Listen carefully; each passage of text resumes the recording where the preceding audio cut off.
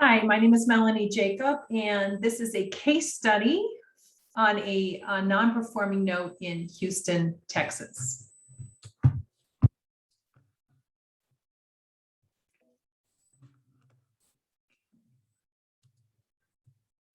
Okay, our mission here at Jacob Associates is that we really like to keep people in their homes. And initially, we thought we might exit this property with a cash for keys and allow our investor to increase his rental portfolio. But we were able to stay true to our mission and follow up with the loan mod. So this is just a review of the note process. Typically, when you buy a note, a non-performing note, you're doing some due diligence. And the due diligence, you want to basically turn over every stone with the paper, the property, and the person or the borrower on the mortgage. You have a lot of things that you do with the collateral before you close and after you close. And then once you buy the note, you start with loss mitigation. And loss mitigation basically means how can we prevent the borrower from having a foreclosure? So typically we have legal teams and we're working with the servicer at this point to help really reach the borrower. And then obviously these other things that we would talk about if we took back the property. This is a slide that we used when we had Dickie Baldwin on our podcast here, and he is the Baldwin Advisory Group, and he is just a full resource of opportunities for you in your note investing business. So let's talk about the paper. So the paper in the note world is called the collateral file. It's oftentimes a very thick file, and it contains all kinds of documentation. For example, if it was a loan done by most of the loans are done by a, registered mortgage loan originator, and they have all these documents they would have to prove their capability to pay and such. So this was one of the things we do before we buy a note is we look at the collateral. And then we basically found some problems with the paper. And so we had our lawyer, our local attorney in Texas, make an additional piece of paperwork that they had to sign that the sale would not be complete unless this paper was prepared within, like, let's say 30 days or something. So yeah, so that's one thing. The property. So the property was in Houston, Texas. This was a 3-bedroom, 2-bath, 1,725 square foot, built in 1970. The ARV at the time was $115,000 in 2020. It's when we purchased this note back in May.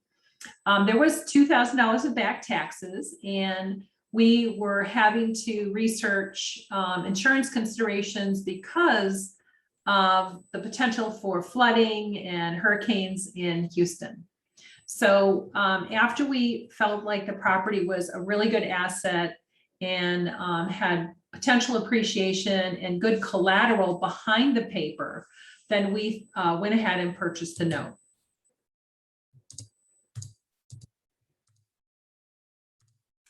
Okay, the person.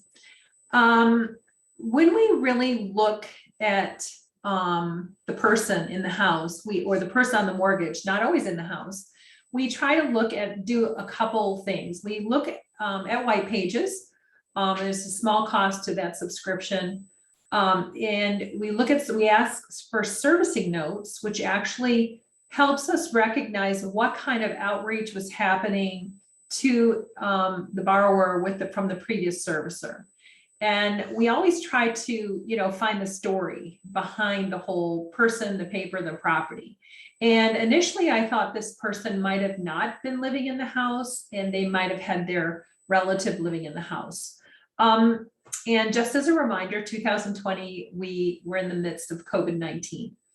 And so we were really looking for a win-win, but we also knew at this point our hands were tied. We probably wouldn't be able to evict the person in the house. So what were the numbers or the note terms? The unpaid principal balance was $122,275. They had somewhere around $7 or probably closer to $8,000 or more dollars in arrears.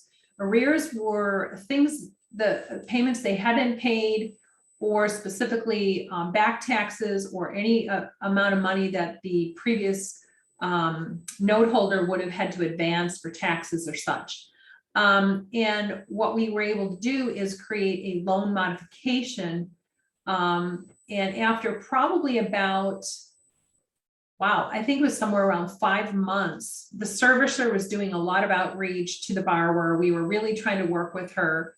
Because of COVID, she was able to get, I think, 3 to 4 months of support. Back in the day, they were posting they're about to lose their house and people were coming forward and just donating money so people could stay. So somewhere in the realm of, I want to say like $4,000 or $5,000 were came to the table, and to help catch up with this, the back payments. Well, we ended up forgiving some of the late fees, and then we created a new loan amount for a loan modification of $129,995. The principal and interest, taxes, and insurance payment was $1,270, and the interest rate stayed the same at 8.99. So what happened from 2020 to 2021?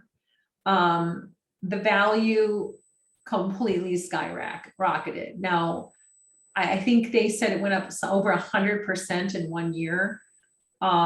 I think we estimated the value as being like sort of around 115, and the value just it was skyrocketing.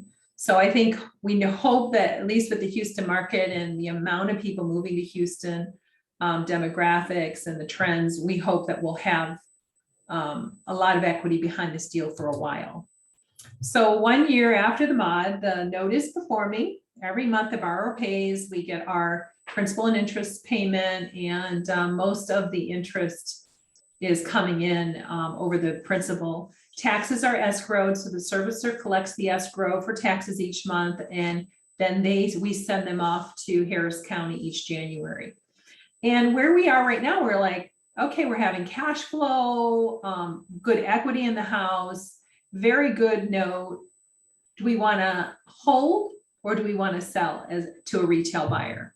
So that's our question now. We're talking with our investor, and we're making a decision of what we're going to do. It's a really good note in Houston, and I think the performing notes are selling for a very high price. If you want to reach out to us and talk to us more about note investing, we can be reached on Facebook, Twitter, or Instagram. Of course, you can find us, Philip Jacob on LinkedIn, or Melanie Jacob on LinkedIn. And thanks for joining us today and learning about a non-performing note turned loan mod in Houston, Texas.